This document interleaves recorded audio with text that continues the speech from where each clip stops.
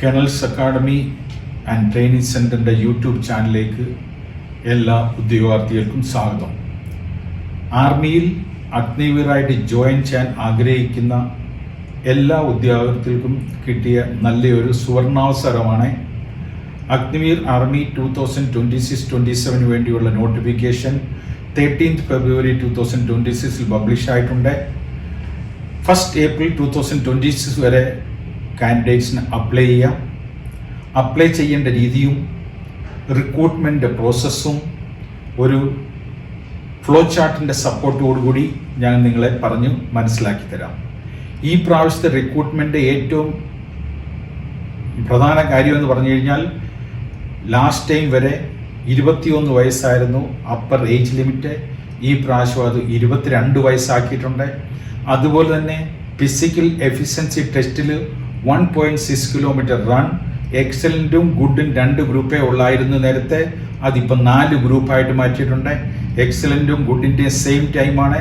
അതുകൂടാതെ 2 ഗ്രൂപ്പ് കൂടിയുണ്ട്. അപ്പം കഴിഞ്ഞ പ്രാവശ്യങ്ങളിൽ കുറച്ച് സമയത്തെ വ്യത്യാസം കൊണ്ട് റണ്ണിങ് പാസ്സാകാൻ കഴിയാത്ത കുട്ടികൾക്ക് കിട്ടിയ ഒരു വണ്ടർഫുൾ ഓപ്പർച്യൂണിറ്റിയാണ് ഈ പ്രാവശ്യം. 4 ഗ്രൂപ്പ് ഉണ്ട്. ആ 4 ഗ്രൂപ്പിൽ ഏതെങ്കിലും ഗ്രൂപ്പിൽ നിങ്ങൾക്ക് ഓടിയെത്തിയാൽ തീർച്ചയായിട്ടും നിങ്ങൾക്ക് ജോയിൻ ചെയ്യാൻ കഴിയും. ഇനി ആ ഫ്ലോ ചാർട്ട് എങ്ങനെയൊക്കെയാണെന്നുള്ള വിശദമായ വിവരങ്ങൾ ഞാൻ പറഞ്ഞ് മനസ്സിലാക്കാം. ഏറ്റവും ആദ്യമായിട്ട് അഗ്നിവീറിലേക്ക് രജിസ്റ്റർ ചെയ്യണമെങ്കിൽ നിങ്ങൾക്ക് 17.5 വയസ്സ് പ്രായം തികഞ്ഞിരിക്കണം. അപ്പോൾ 17.5 വയസ്സ് തികഞ്ഞ എല്ലാവർക്കും ആർമി വെബ്സൈറ്റിൽ പോയിട്ട് രജിസ്റ്റർ ചെയ്യാം. രജിസ്റ്റർ ചെയ്യുമ്പോൾ ഓർത്തിരിക്കേണ്ട കാര്യങ്ങൾ ഒന്ന് വന്നിട്ട് www.joinindianarmy.in എന്ന വെബ്സൈറ്റിലാണ് ലോഗ് ചെയ്യേണ്ടത്. ലോഗ് ചെയ്തിട്ട് നിങ്ങൾ ഒരു യൂസർ ഐ ഡിയും പാസ്വേഡും ക്രിയേറ്റ് ചെയ്യണം. ആ യൂസർ ഐ ഡിയും പാസ്വേഡും സൂക്ഷിച്ചു വെക്കണം. അത് ഉപയോഗിച്ചുകൊണ്ട് രണ്ടാമത് വീണ്ടും ലോഗിൻ ചെയ്തിട്ട് നിങ്ങളുടെ ആപ്ലിക്കേഷൻ സബ്മിറ്റ് ചെയ്യണം. Based on your qualification. നിങ്ങളുടെ ക്വാളിഫിക്കേഷൻ അനുസരിച്ച് ഏത് കാറ്റഗറിക്കാണ് നിങ്ങൾ അപ്ലൈ ചെയ്യേണ്ടതെന്ന് വെച്ചാൽ ആ കാറ്റഗറിക്ക് നിങ്ങൾ അപ്ലൈ ചെയ്യാം. രണ്ടാമത് വന്നിട്ട് submission of application 13th February മുതൽ 1st April വരെയാണ് അലൗഡ് ചെയ്തിരിക്കുന്നത്. ആ ലാസ്റ്റ് മൂമെന്റ് വരെ വെയിറ്റ് ചെയ്യാൻ പാടില്ല. കാര്യം ലാസ്റ്റിലോട്ട് പോകുന്ന സമയത്ത് മാർച്ച് എൻഡ് ഏപ്രിലൊക്കെ ആവുന്ന സമയത്തേക്ക് വെബ്സൈറ്റ് ഭയങ്കരമായിട്ട് റഷ് ആയിരിക്കും. അതുകൊണ്ട് കഴിയുന്നിടത്തോളം എത്രയും പെട്ടെന്ന് രജിസ്റ്റർ ചെയ്യാൻ ശ്രമിക്കുക. Submit correct information, keep mobile number, mail I D active till completion of the selection process.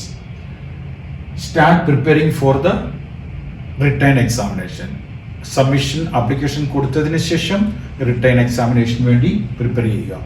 അത് കഴിഞ്ഞിട്ട് റിട്ടേൺ എക്സാമിനേഷൻ 1st June മുതൽ 15th June വരെയാണ് ടെൻറ്റേറ്റീവ് ആയിട്ട് പ്ലാൻ ചെയ്തിരിക്കുന്നത്. അതിൽ ചേഞ്ചസ് ഉണ്ടാകാം. എക്സാമിനേഷൻ ഒരു 2 ആഴ്ച മുമ്പേ നിങ്ങളുടെ ഹോൾ ടിക്കറ്റ് വെബ്സൈറ്റിൽ നിന്ന് ഡൗൺലോഡ് ചെയ്യാം. ആ ഡൗൺലോഡ് ചെയ്തതിന് ശേഷം എക്സാമിനേഷന് പോകുന്ന സമയത്ത് ഹോൾ ടിക്കറ്റും ആധാർ കാർഡും സർട്ടിഫിക്കറ്റ്സും ക്യാരി ചെയ്യാൻ മറക്കരുത്.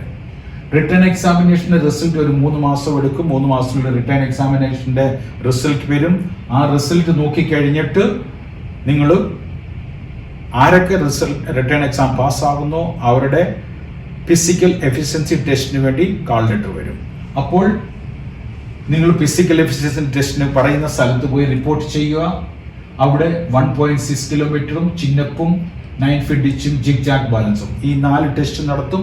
ആ 4 ടെസ്റ്റിൽ ഫസ്റ്റ് 2 ടെസ്റ്റാണ് ഗ്രേഡിംഗ് ഉള്ളത്. 1.6 കിലോമീറ്റർ റൺ എക്സലൻറ്റിൽ വരുവാണെങ്കിൽ 60 മാർക്ക് കിട്ടും. ഗുഡിൽ വരുവാണെങ്കിൽ 48 മാർക്ക് കിട്ടും.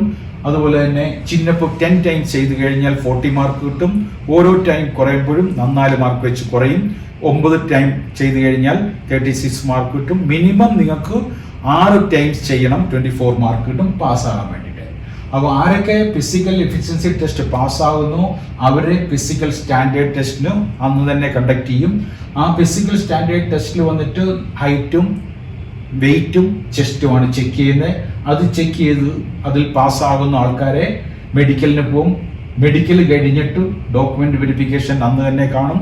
ഡോക്യുമെന്റ് വെരിഫിക്കേഷൻ കഴിഞ്ഞിട്ട് നിങ്ങളുടെ സെലക്ഷൻ പ്രോസസ് കംപ്ലീറ്റ് ആവും. പിന്നെ ഫൈനൽ മെറിറ്റ് ലിസ്റ്റിന് വേണ്ടി വെയിറ്റ് ചെയ്യുക. ഫൈനൽ മെറിറ്റ് ലിസ്റ്റ് വരുമ്പോൾ അതനുസരിച്ച് നിങ്ങൾക്ക് ആക്ട് ചെയ്യാൻ കഴിയാം. Start preparing for joining as a Agniveer.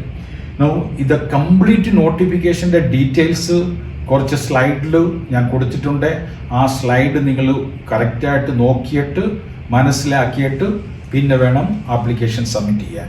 അപ്പം ഈ 10-11 സ്ലൈഡ് ഉണ്ട്. ആ സ്ലൈഡിൻ്റെ എല്ലാ ഇൻഫർമേഷനും കറക്റ്റായിട്ട് കൊടുത്തിട്ടുണ്ട്. അത് പഠിച്ചിട്ട് നിങ്ങൾ ആപ്ലിക്കേഷൻ സബ്മിറ്റ് ചെയ്യുക.